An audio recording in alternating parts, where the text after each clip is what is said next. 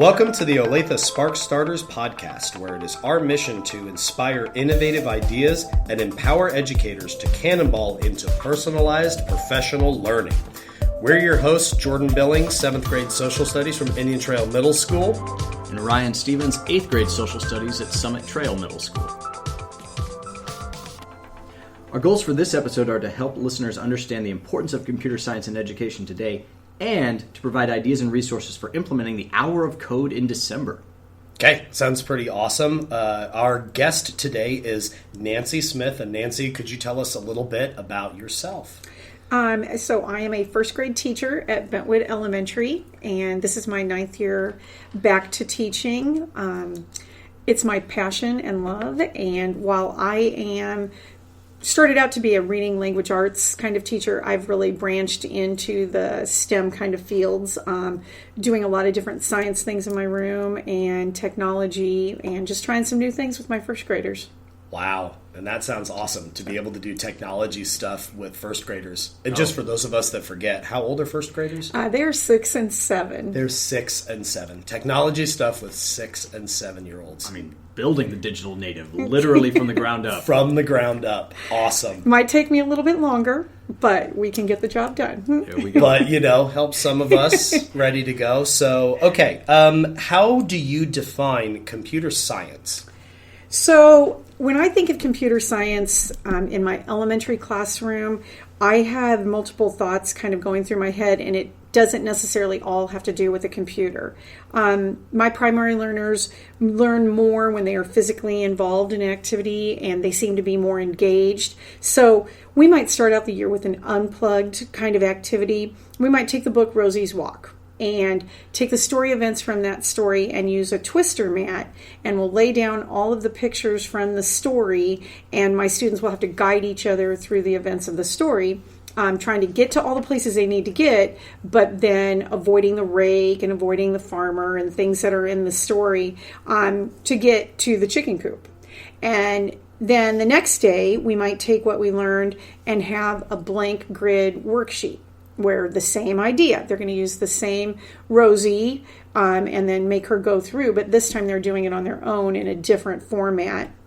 And then the next day after that, we might use our knowledge about computers and do an app. We might try one of the apps that's provided by the district on our iPads. And then we might spend some time during the Hour of Code in December using www.code.org to work our way through tasks that get harder and harder. So they get more complex as we go through them, and we try to master the different levels on there. And then along with all those, on any given day, you might see my students either at morning tubs or during some other time period of our day using Spheros or Bebots or Codapillars and practicing our new computer skills in different ways. I really don't want my kids to just become thinkers that can only think one way. I want them to be able to code in lots of different ways using lots of different products and materials and resources that we might have. But ultimately, the goal of teaching computer science is to have kids who aren't only consumers, but can be producers of new and innovative ideas using the computer. I know that it requires logical thinking, but a lot of creativity can come forward when my kids are developing new, simple little games for them to play. They might be presenting a project or reporting to the class on something, or it can be even as simple as designing forms to help them organize themselves in their day. So then this could be something like, so a student's trying to learn a concept, and then part of what you're teaching them how to do is to code a game that could help them further learn what they're doing. Right. And lots of times with first graders especially, they'll have an interest in something. So say it's dinosaurs. So we can use dinosaurs. Let's be honest. Who doesn't love dinosaurs? Yes. I mean, okay. So they might take the topic of dinosaurs, and in order for them to just make a little path game where he has to pick up this food and then he has to do this but avoid this, might take us 2 weeks to learn to do that. But they are so proud when they make their dinosaur go across the screen and make him do something that he couldn't do before. You're making me think how long it would take me to code a game to where I could get a dinosaur to move. Yeah. And you've said 2.5 weeks? Yep. Okay. So I think this is hashtag goals. Yeah, I absolutely. You're talking to two gamer nerds here. Exactly. And I think they're highly motivated. Yeah, they're highly, and they want to spend any extra time that they have trying to work on this. And then I know that they're also taking it home, because they'll come back the next day. Well, I talked to my dad about, or I talked to my mom about, and they will be, what was that app we used? And they'll want to put that on iPads and things they have at home too. Work on it. Yeah. So I know they're taking it home to their parents. That you've got something good when kids are begging to take it home. Mm-hmm. Not even just doing it in class, but saying, hey, how can I take this home? Right. That's awesome. Right. Yeah, that's outstanding. Mm-hmm. I mean, as middle school teachers, we often see kind of computer science being a separate class, that elective class, something that's detached from us. But why do you think it's important to integrate that computer science into the general education classroom? I think it's really important because computers are here to stay. And so my kids, even at a young age, need to learn the power of a computer. The good, the bad, the evil, the great. They need to know everything about using a computer. That will help them be better equipped when they interact with it, whether it is their mom and dad's phone, or it's an iPad, or it's a computer itself. Just learning to interact with those different digital things. And that digital age is here to stay. And I think that if my kids learn it in the elementary classroom, that then they can blend their ideas and communicate with other people.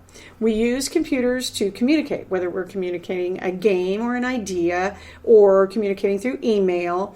But I want them to learn that we can use computers to communicate with other people, and it's not such an isolated thing where I'm only playing on this iPad and there's nobody else with me doing it. So I want them to learn more than that.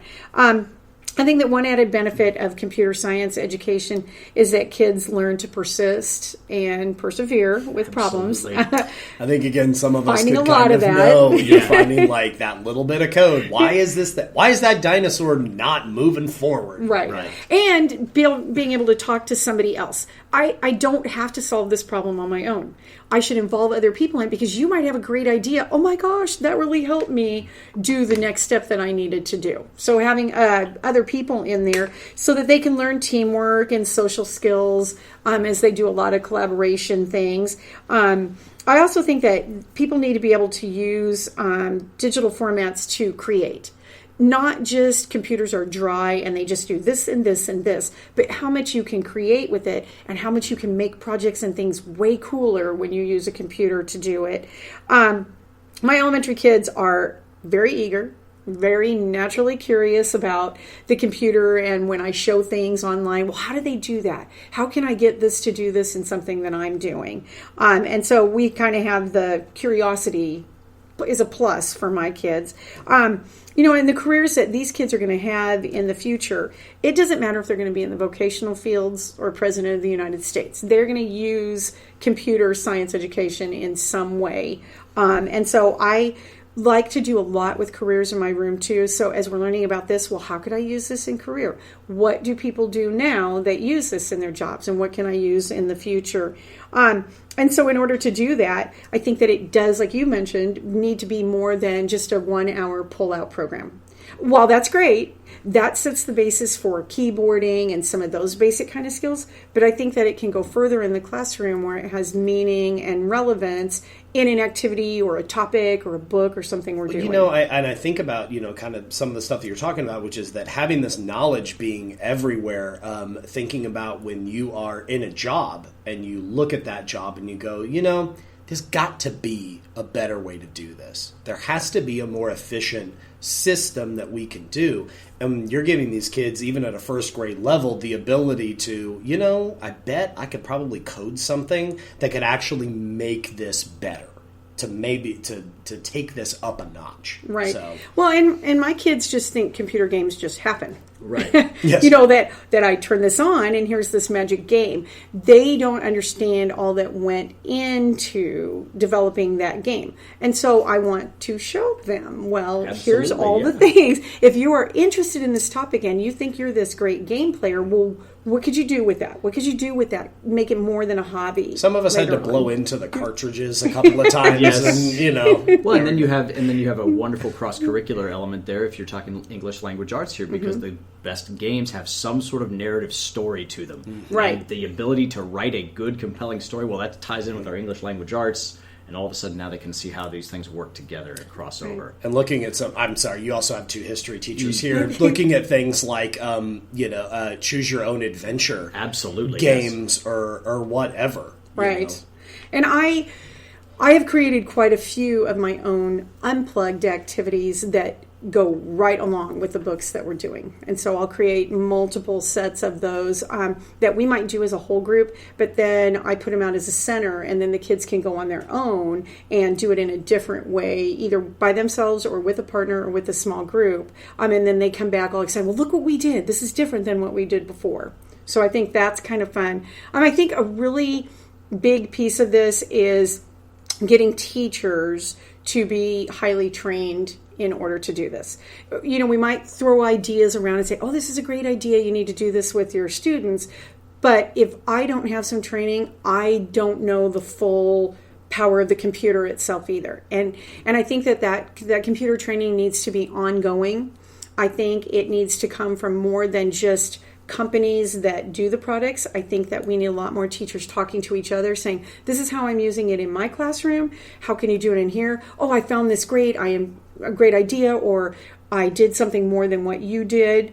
So I really think it's important to do that. And some of the best courses that I've ever been to have been the hands-on courses where the instructor kind of puts it out there for me, but then gives me time to play and learn on my own in a safe environment where I know this person is there to ask questions for, so that I'm knowledgeable and ready to go and secure before I go and do it with my own students.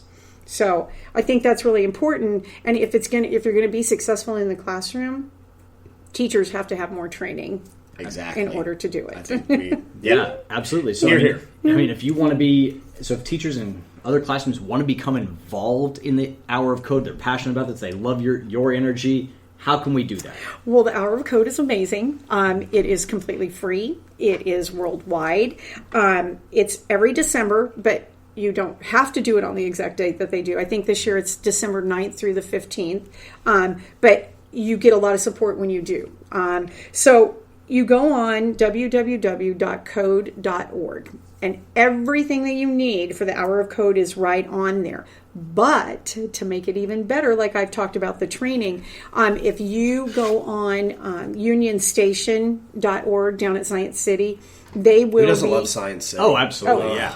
Yeah, they will be having a course on November 10th and then again in February, where you can go and it's completely free and you learn all about code.org.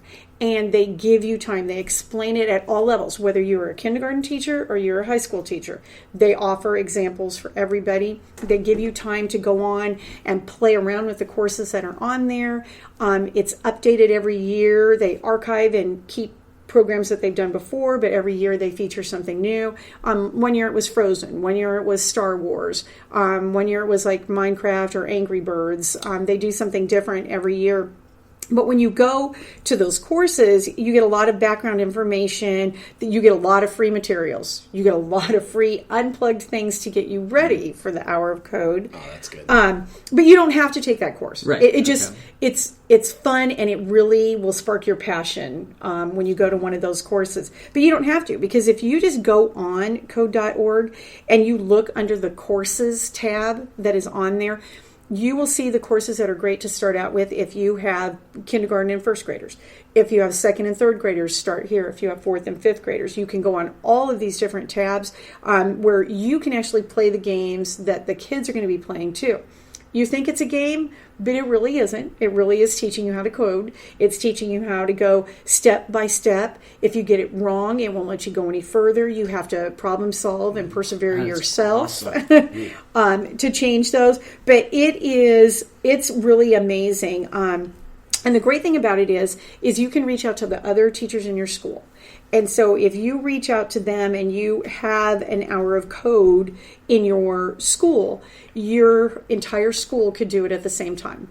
That's cool. Everybody just drops everything at Bentwood, and for an hour we are on our iPads, always with 2 kids per iPad.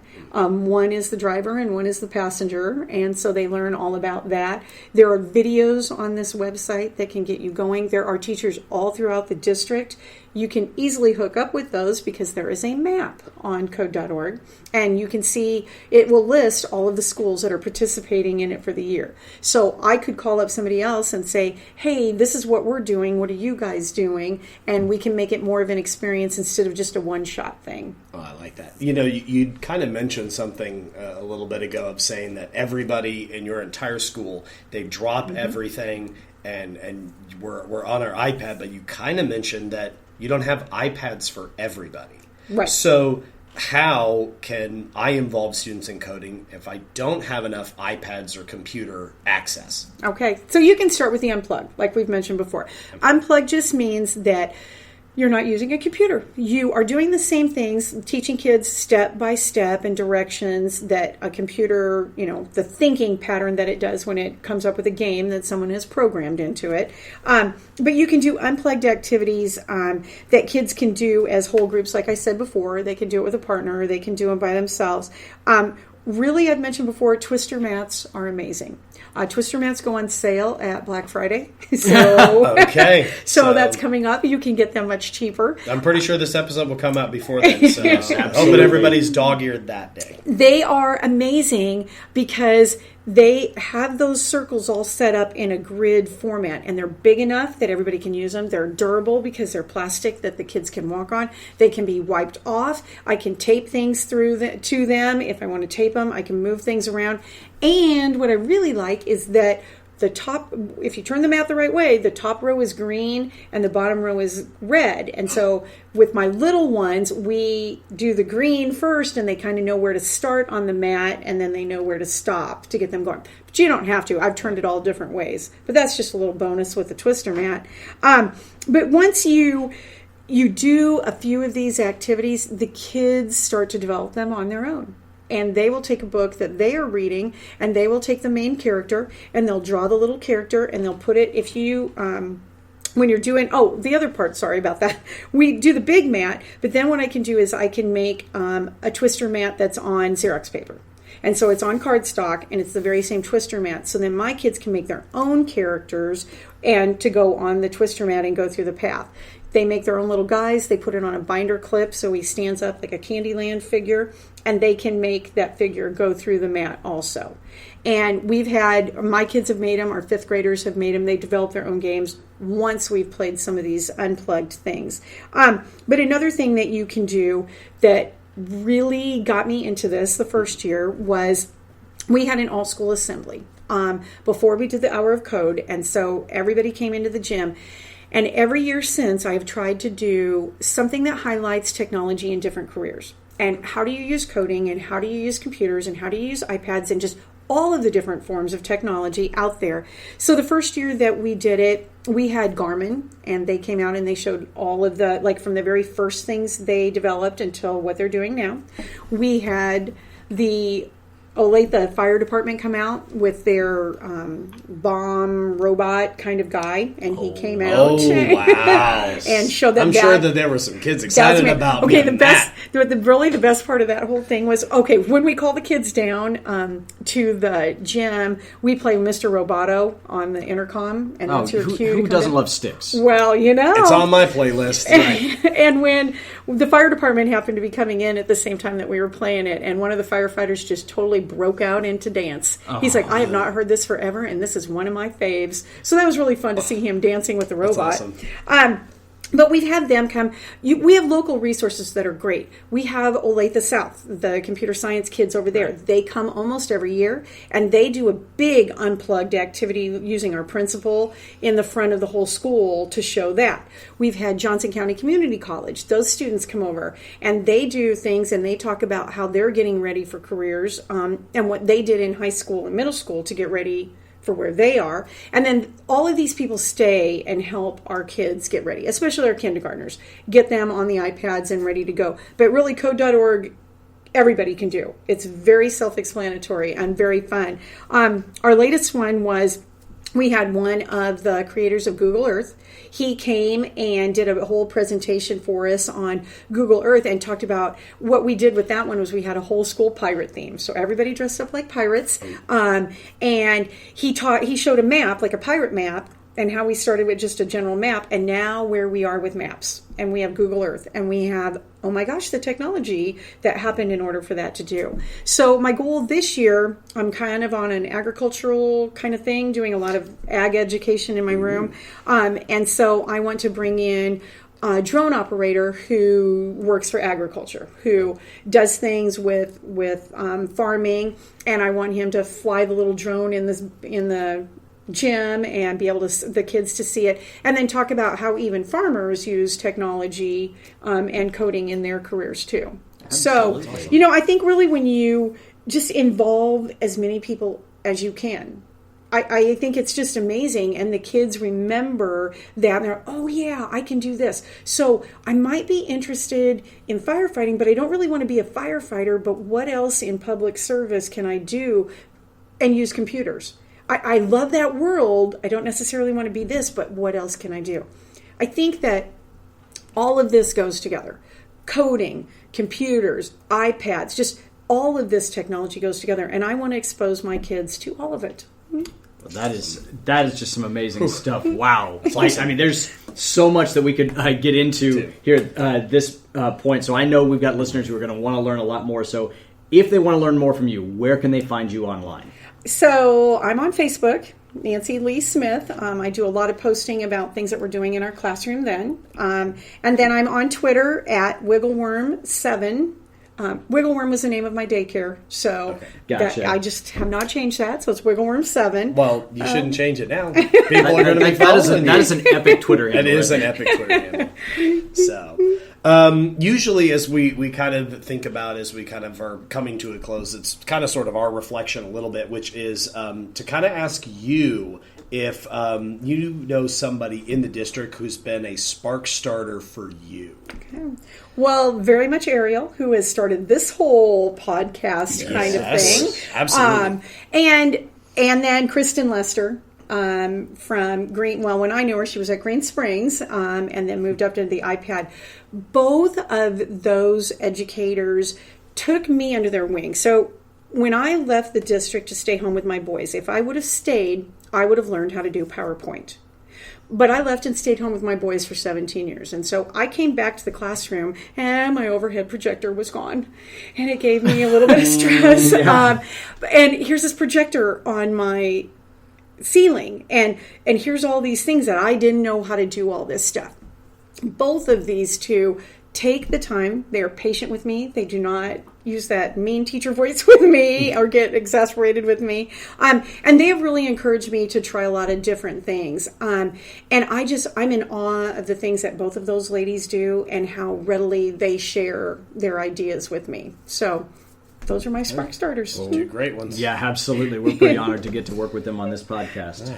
Okay, well, that kind of wraps up our episode. So I'm Jordan Billings, 7th grade, Indian Trail Middle School. I'm Ryan Stevens, 8th grade Social Studies at Summit Trail Middle School. And until next time, keep sparking innovation.